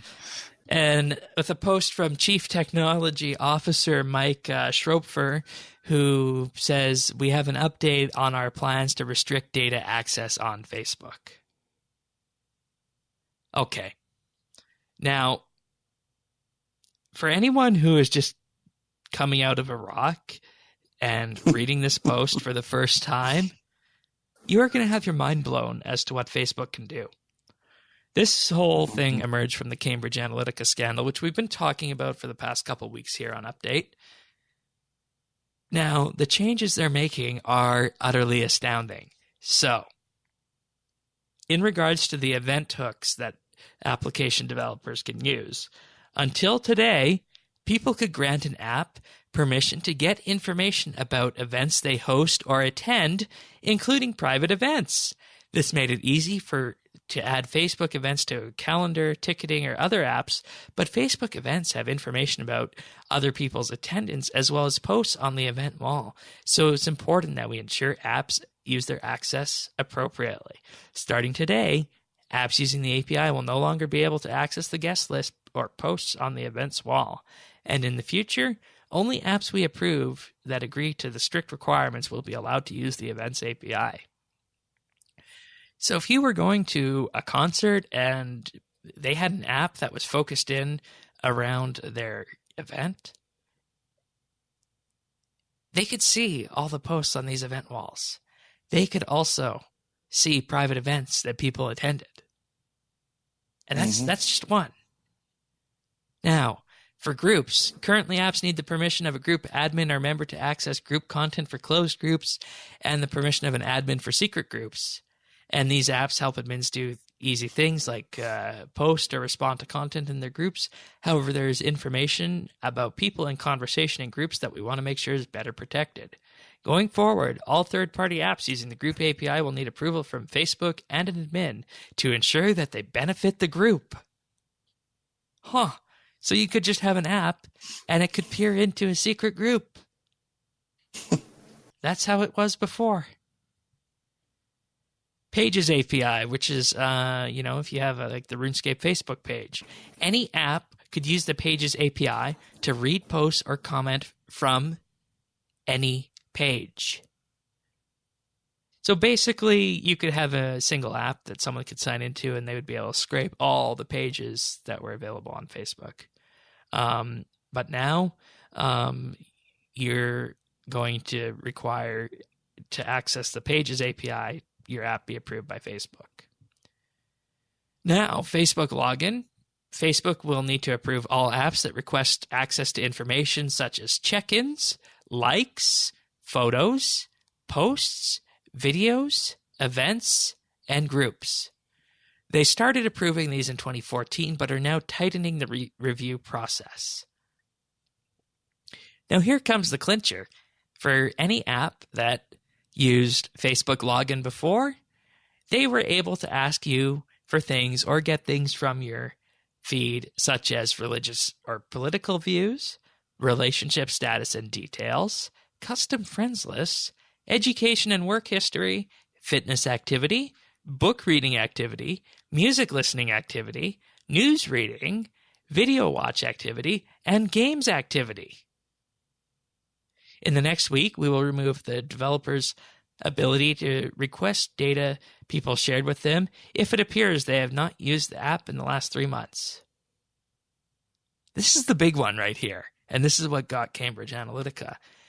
And I would just like to point out to everyone that if you authorized a website to log in with your Facebook account, you are giving them access to all these things. And, this was probably documented somewhere in some legal document, but it's the tyranny of the default. The default, yes, I want this. And instead, you end up giving all this information away. Search and account recovery, another big one. Previously, people could enter a person's phone number or email address to search for them. Facebook says this has been useful in languages where it's hard to type out a full person's name. In Bangladesh, for example, this feature makes up 7% of all searches. And they say malicious actors have abused these features to scrape public profile information by submitting phone numbers or email addresses that have already gone through search and account recovery. So given this, they have now disabled this feature, and they're also making changes to account recovery to reduce the risk of scraping as well through account recovery. Call and text history, they say, is an important opt-in feature for people using Messenger or Facebook Lite. And they've reviewed the feature to confirm that Facebook does not collect the content of messages and will delete all logs older than 1 year. Shouldn't be collecting it in the first place. Yeah, definitely. That to me is not acceptable. You don't need to know when someone calls someone or texts someone on Facebook Messenger. And why is it okay for, like, oh, well, we're a private company, so that's okay, but yet we freaked out when we found out the government can do that? Yep. Like, this is ridiculous. Hashtag delete Facebook. It's just... I would like to tell everyone here that if you are calling someone on your cell phone and you're entering in an old school phone number, yes, some people still do that. I do that. Facebook doesn't need to know about that. They only need to know about the calls that you make with Messenger. And, you're entirely right about surveillance here, Tanis. You remember the whole Edward Snowden thing in 2013. Mm-hmm. Facebook freaked out. Twitter freaked out when they found that the NSA was tapping the upstream points and effectively gathering all the information that was submitted. And they freaked out to the point where they made secure transmission over HTTPS a default on their websites. But here we are. They're doing the exact same thing. Because it's the only thing they have to sell. Don't think that this wasn't a design choice. Oh, of course it is. And it's they 100%. knew about this going back to the whole Snowden thing. Yes, they did. And there's lots of smart people that the government hires. I'm not going to go out and say the government is smart, but there's lots of people that the CIA and NSA hire that could effectively be double agents working inside Facebook or Google. And they don't even have to do that. They just develop an app. Well, that's what they had to do previously. Oh, speaking of the opposite of smart people, this is funny. I just thought about this. Think about all the posts you've ever seen on Facebook that says, I do not give Facebook permission to use my information. And it's like, oh, you didn't fall for that, did you? Oh, I love you, but kind of dumb. Will this put an end to that once and for all? Obviously, it didn't work. Oh, and to make things feel better, in the future, the client will only upload to our servers the information needed to offer this feature, not the broader data such as the time of the calls. You don't need the data. You don't. I'm telling you, the only people that's going to be left on Facebook is your grandma and maybe your Uncle Bob, and they're just going to be passing, Trump memes back and forth. That's all that's going to be left because I'm done.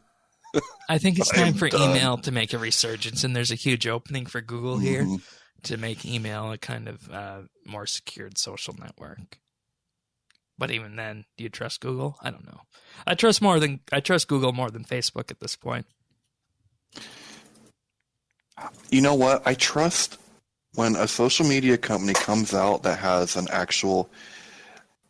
to have an actual tangible product and is a social media company, then maybe we can talk. Apple.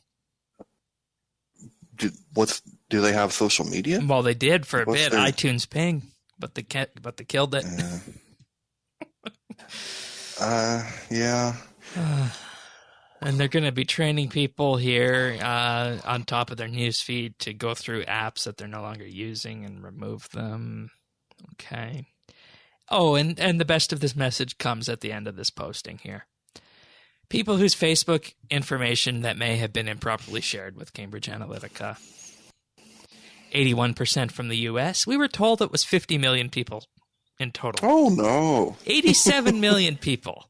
Yeah. 70.6 million from the U.S., 1.1 from the Philippines, 1 million from Indonesia, 1 million from the U.K., 789,000 from Mexico, 622,000 from Canada, 552,000 from India, and then the list kind of goes down from there. And let's think about this, Shane. Has there anybody that you just listed off had a pretty consequential election in the last few years? Two of them. The U.S. and Brexit. And actually the Philippines. And the Philippines. With Duterte. Yeah, that's right.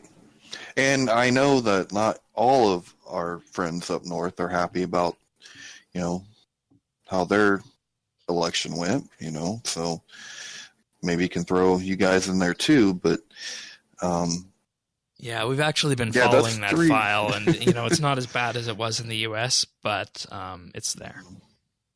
So I mean, but yeah, three major, like with major implications, just right off the bat. So it's really unfortunate, and I don't know how many people are going to see this, and that's why this was tech news this week. So yeah, I mean, I'm glad we feature it because I don't think people have any clue to the extent of how they are being spied on at all. Like I was at dinner last week, and I had mentioned Facebook, monitoring your calls. People were like, "Huh?" I'm like, "Yeah." Oh, you're off your rocker. You're from InfoWars. No. I know, right? But I'm not. Like, I'm really no. This is true. But I copy and pasted that they do not have the authority to use. Sorry, didn't work. Oh. Yeah. Nope. All right. And I worry about that. Like, don't you ever worry though that like the rights that we give these huge companies, we would never give to a government. So definitely. Why on earth would we do it for them? I don't know. It's really bad. Yeah, it is. All right. Moving on to our final piece of tech news this week. Apple is apparently planning to leave Intel chips behind by 2020 in their computers. So the idea. I'm so intrigued with this. I saw this in tech news. I'm like, huh? I hope Shane's going to explain this because I'm just fascinated. Yeah. So basically, what happens now is if you have an iPhone or an iPad, Apple designs and builds their own ARM chip, and the idea behind this is that the iPhones and the iPads are devices that you use for extended periods of time along from power sources, right? Mm-hmm. So Apple knows the software. Apple knows the hardware. Therefore, Apple should probably design the CPUs that run on their iPads and iPhones, and they have done just that. And what the idea is behind this for the iOS devices is that it allows for an increased integration between hardware and software, allowing for things like better battery performance, better, use of cellular resources and network resources and whatnot. So the idea behind it is to just make the devices more efficient. And now when you apply that initiative, which they're calling Kalamata, apparently, to the Macintosh, specifically the portable Macs, you end up putting Apple into a position where they're going to be able to contest, potentially in 2020, with their new laptops into a realm that no one else is at currently. And the reason for this is because, Intel is great with their chips that they make for desktops and our gaming PCs and the iMac I'm using right now. Intel is great for these chips. But the issue is that Intel can make low-powered chips, yes, but Intel is not at the point yet where you can have a chip that is as efficient as a chip that you have in an iPhone and provide that level of performance. Intel is not at that point yet for laptops. And I think the idea behind this with Apple is that they have the experience to do this on the mobile side, so they figure they can just do this now from their Macintosh side as well. And if this ends up happening, I don't foresee them doing the desktops first. I imagine the Mac Pro, the iMac Pro, and the iMac will still stay on Intel chips, but the portable computers will become kind of more blurred with the iPads and whatnot, just because they're going to be using the same kind of architecture.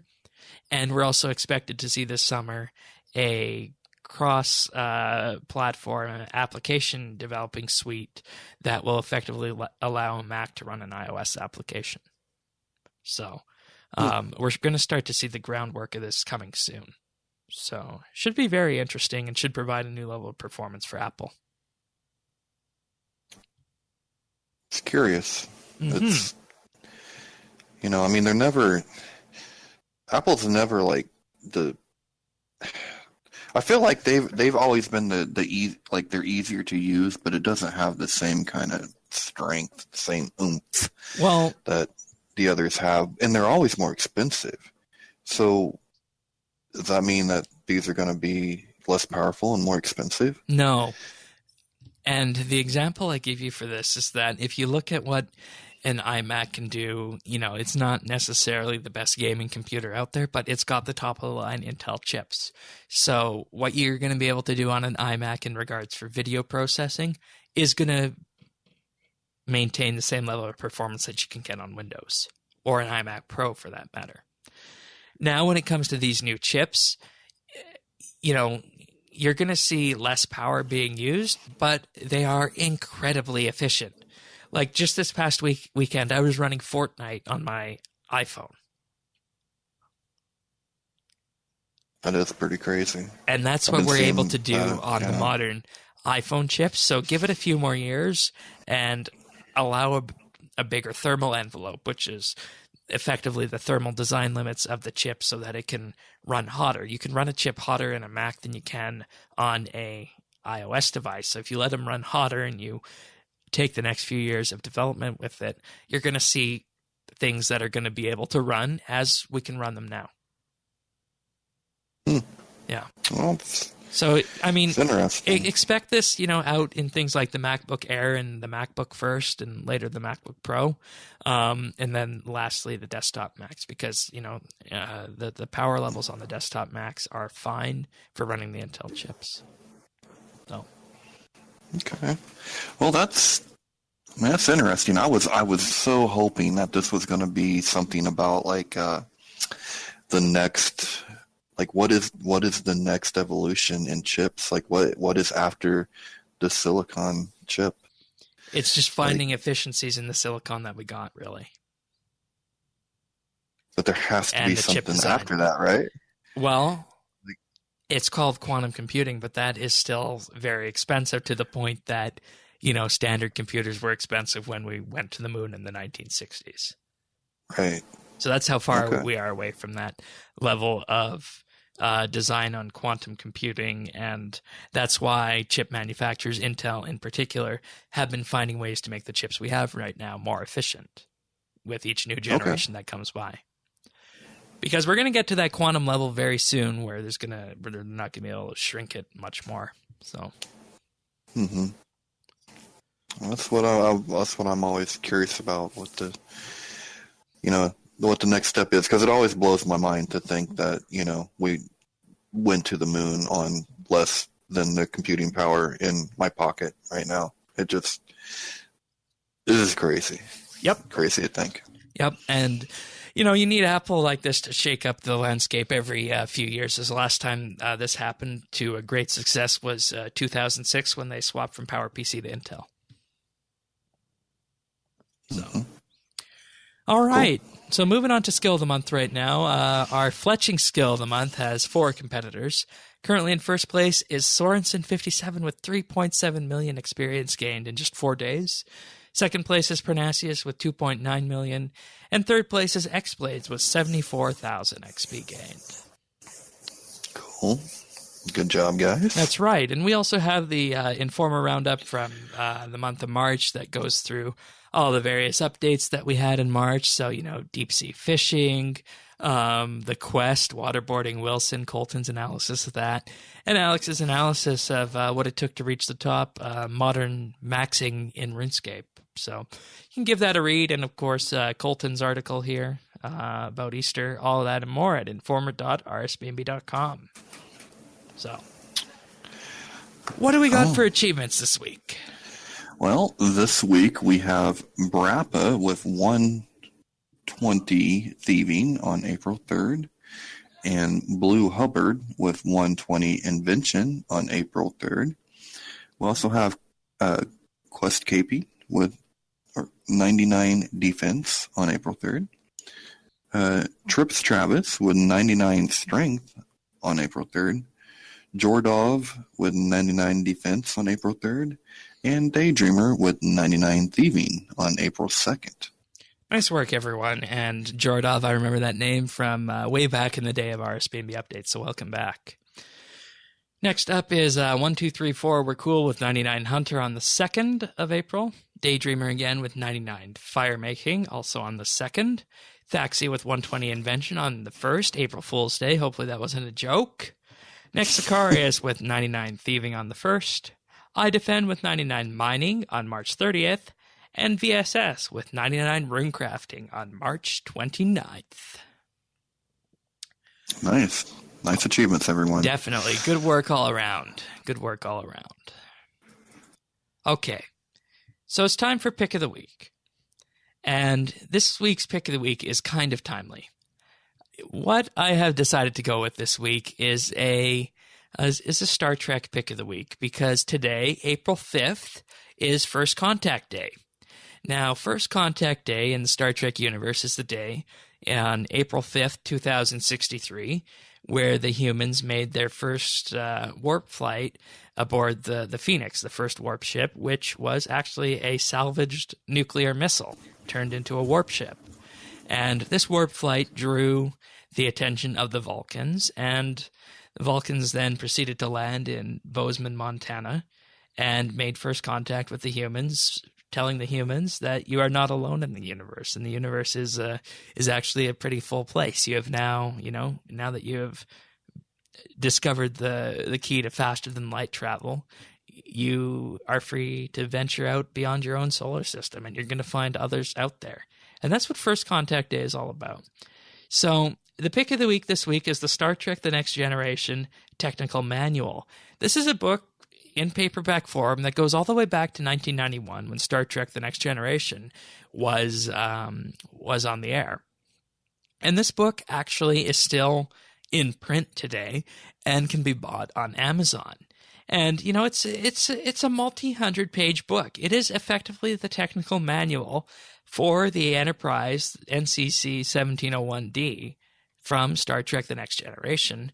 And the reason this is here as Pick of the Week this week is because it gives a very in-depth explanation of how the warp drive works, how the warp engines are started, how the engine core works, and how that entire process of forming a warp field and facilitating faster than light travel actually happens. So if you're at all interested in Star Trek, this is actually something that you should probably look at. It's called the Star Trek The Next Generation Technical Manual. And there's also in here practically anything else you could imagine in regards to the USS Enterprise 1701D. So that's Star Trek The Next Generation Technical Manual. Right on. So if we follow the directions, will we be able to be on track to build that warp drive by 2063, was it? Presumably, if you can find a large enough source of energy, as in a large enough source of antimatter, and rewrite the equations for physics, then yeah. Well, I'm not gonna give up, because we do have tricorders, and I'm wearing Geordie's glasses from time to time. So, could happen. Yeah. Happen. So, and this is something a lot of people who are just tangentially familiar with Star Trek don't really know, is that there's a lot of things that you'll find in this technical manual that do actually have a basis in real life physics. So that's what makes it interesting.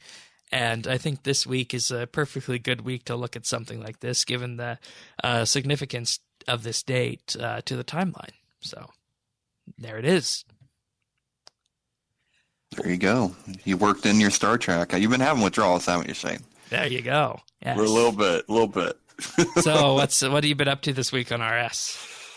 A little bit of Slayer, a little bit of fishing, and of course, energy gathering, and about an hour or two of Armadillo.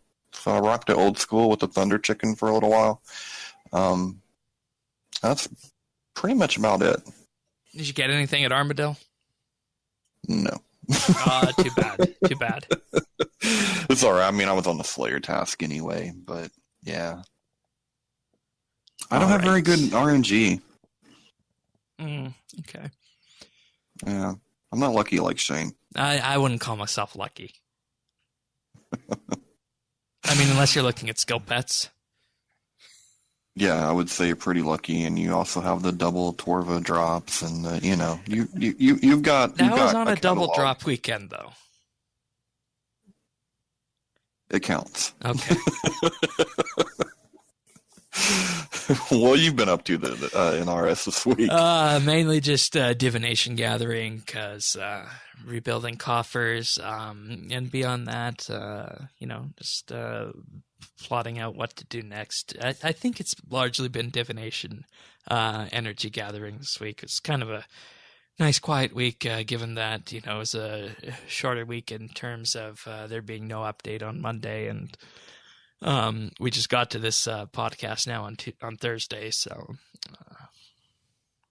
pretty laid back. But that's it. So if you guys want to find out more about this show or the full show notes, you can find that at update.rsbnb.com. If you want to chat with us in game, join us at Friends Chat Bits Bytes, and of course we're also on Twitter at RSBNB.